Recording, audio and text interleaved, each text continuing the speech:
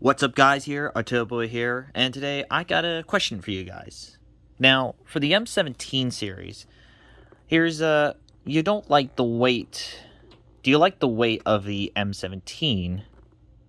The question answer no, anyone? Well, I think there's another alternative for the M17 series, as I present to you the XM28E4. Let's get on to the mask itself, or the history of it. These masks have been developed in 1966, actually been made by Edgewood Arsenal to actually be testing these two masks. For one most noticeable and probably the most elusive one, which is the XM27, which it looks a lot like this, but there's now photos resurfaced of it having been tinted green on the mask too, but also clear, which is actually made of silicone rubber. Now, unfortunately, that's actually been now turned into just only a prototype of it. But this one was actually being made and actually tested and actually was being issued. Now, this was actually surprisingly been requested by the 1st Cavalry and the 1st Infantry Division, thus making the mask basically used for the tunnel rat system. Now, these masks have been used in 1968 through 1976. Now, surprising thing about this particular mask out here, there's actually a helicopter crew variant out there, which has actually had a special helmet out there, and also had like big old plastic piece surrounding the whole filter area, which is kind of interesting. Now let's go talk about the mask itself and the carrier. Now, let's talk about the carrier itself. How big is the carrier? Pretty big.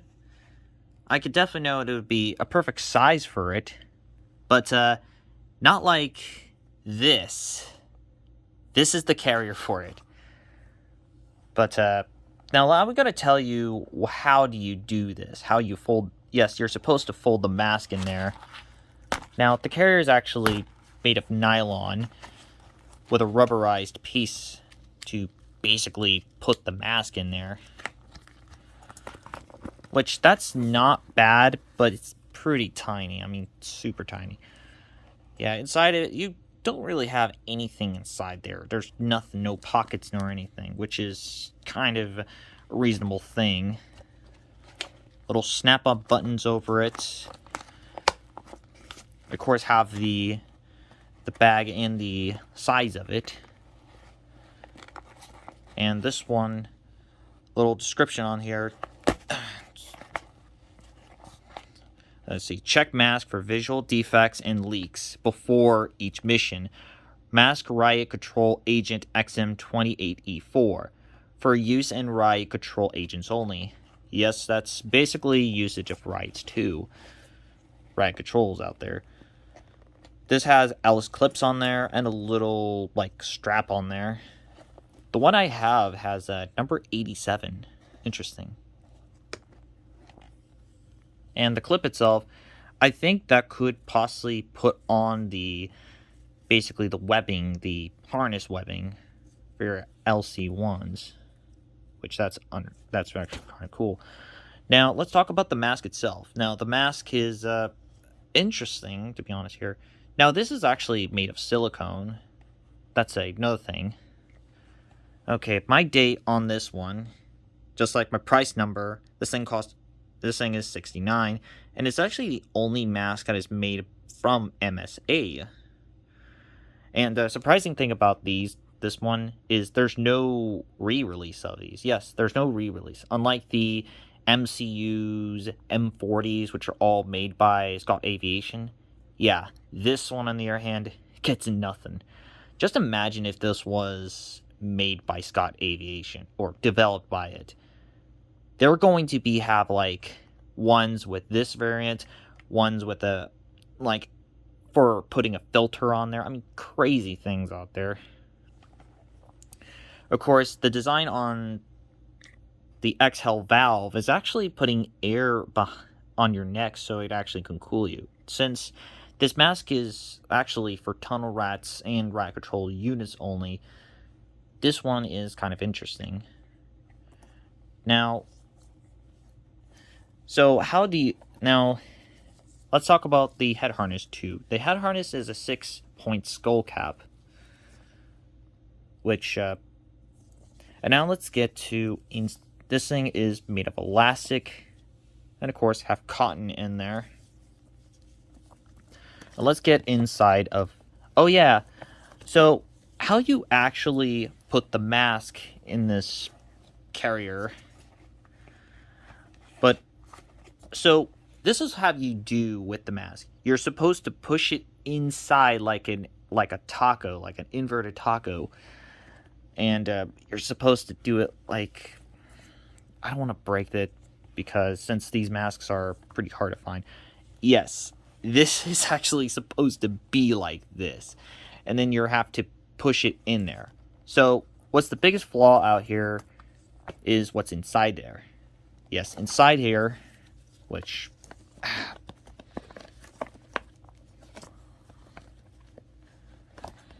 So inside here, there's a little piece inside there, a little white plastic piece inside there.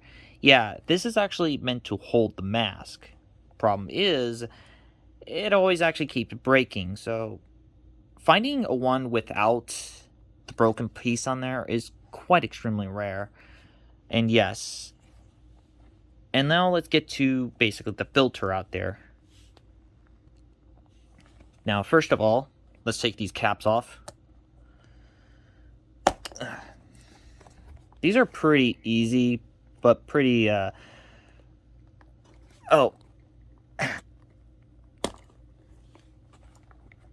Now, first of all, you take these pieces out.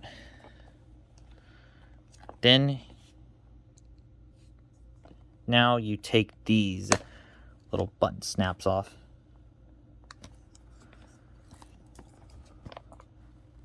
Then you do it to the other one.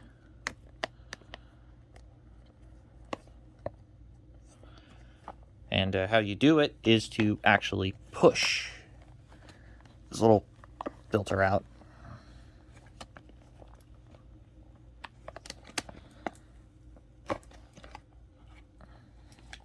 And here you go. There are the filters themselves. Surprising thing about these, since they're compact, they're pretty thin. Yeah, pretty thin out there. Now, let's get back inside of putting the filters inside the mask.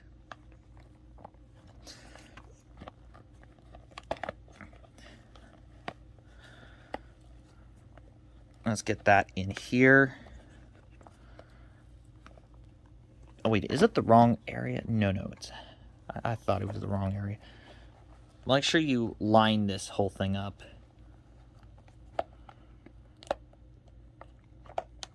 Okay, get that lined up in here.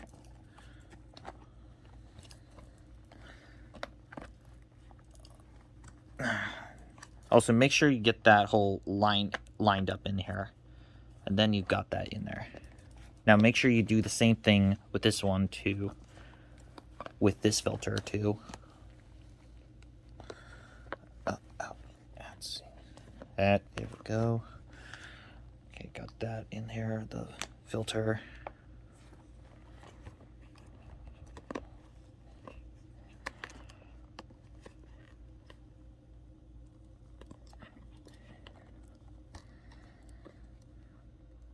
Make sure you get these snapped in there.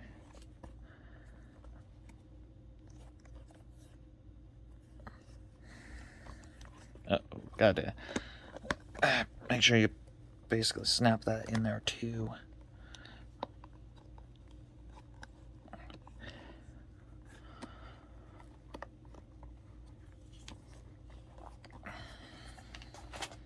And now you basically snap on the buttons. Or, oh wait, let me nicely line this thing up.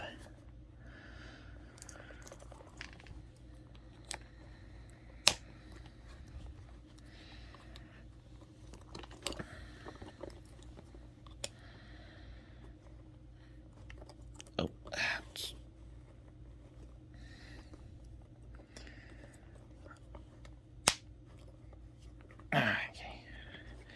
now let's get to the whole function of this thing. Now, inhale, it actually takes it to there. The ones that actually goes in the tube.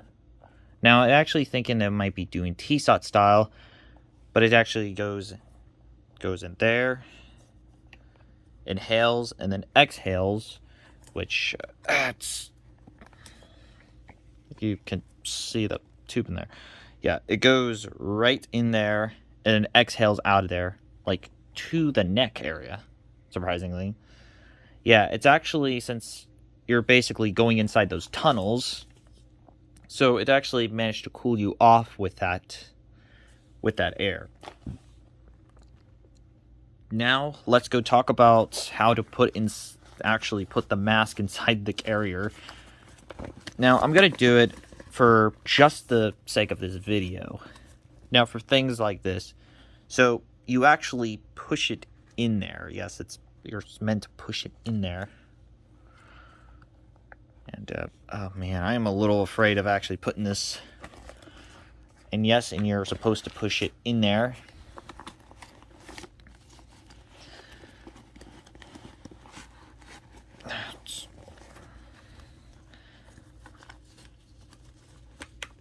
Oh man, this is really a little awkward, certainly.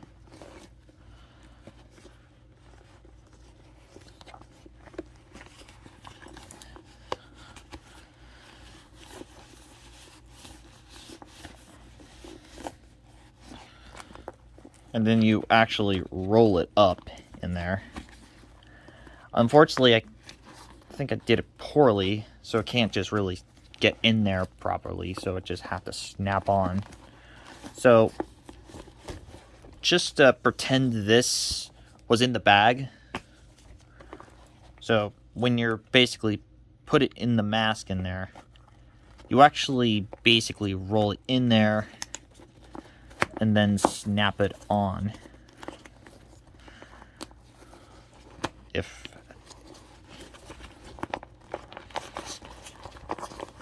If I can get them in there, yeah.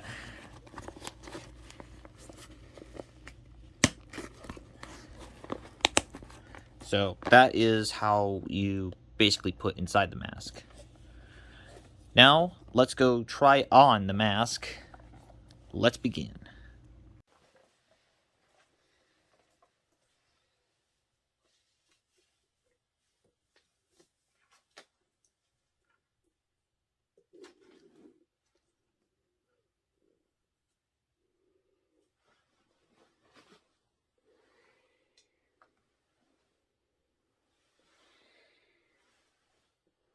So this is what it sounds like with the mask on.